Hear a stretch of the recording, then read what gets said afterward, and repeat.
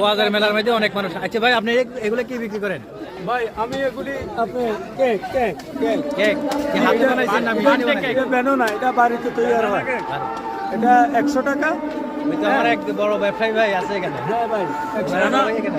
আমাদের আগে জানা জানতাম কি বুঝছেন নি, ওয়াজও দোয়ার মাহফিল, এখন হলো ওয়াজও দোয়ানের মাহফিল। হ্যাঁ, হ্যাঁ। আমরা এই জন্য এখানে যাক, আমরা ছোটবেলায় আপনারাও দোকানদারি করছেন, আমরাও কেনাকাটা করছি, ঠিক আছে। হ্যাঁ ভাই, তো এর পরেরটা কি দেয়? এটা এটা ভাই চকলেট 120 টাকা।